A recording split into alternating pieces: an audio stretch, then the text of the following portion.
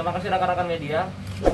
Pada sore hari ini kami dari Satuan Reskrim Polres Muara Enim mengadakan rilis atau konferensi terkait kasus penipuan sebagaimana dimaksud dalam pasal 378 KUHP.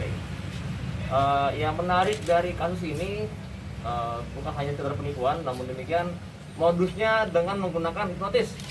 Ya, jadi singkat cerita tersangka B dengan rekannya J yang sekarang masih DPO itu melaksanakan aksinya di kolam di depan GOR di Kecamatan Muara Enim.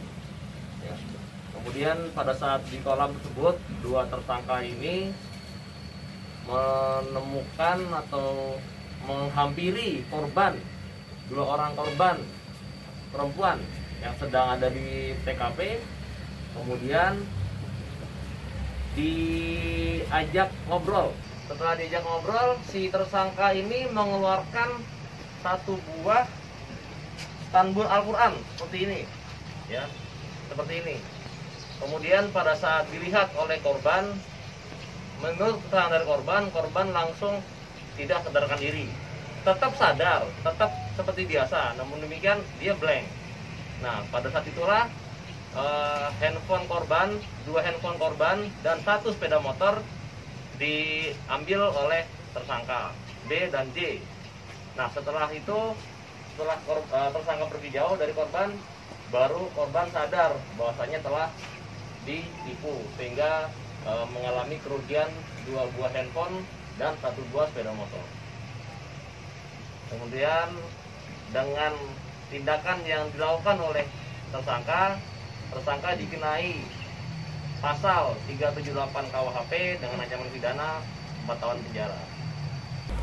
Kronologi penangkapan jadi memang sedikit memakan waktu untuk melaksanakan penangkapan ini karena tersangka sendiri ini merupakan residivis 2 kali masuk penjara. Ya, yang pertama tahun 98 dengan modus dan motif yang sama dengan tahun ini. Kemudian yang kedua 2018 tersangka juga pernah masuk penjara karena pidana narkotika. Ya, jadi mungkin dari tersangka sendiri sudah cukup pengalaman sehingga setelah melaksanakan aksinya tersangka kabur.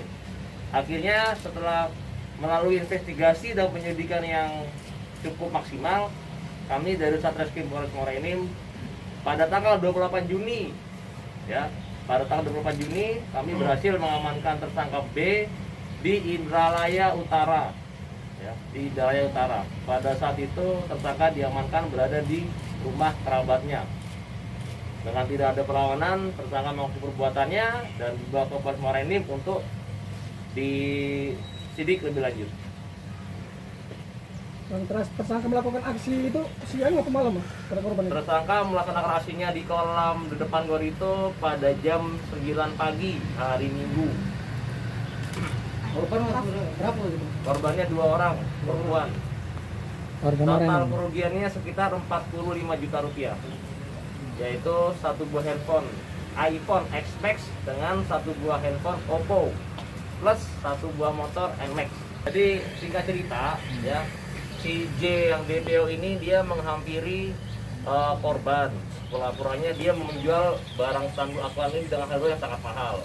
Kemudian datanglah si B ini mengaku sebagai polisi, ya, mengaku sebagai polisi dengan maksud agar korban ini percaya apa yang disampaikan oleh si tersangka J yang lagi DPO ini. Sehingga setelah diiming-imingi oleh si B yang mengaku sebagai polisi, akhirnya korban berhasil dikelabui. Plus pada saat melihat barang ini, pengakuan dari korban sempat merasa terhipnotis, tidak sadarkan diri.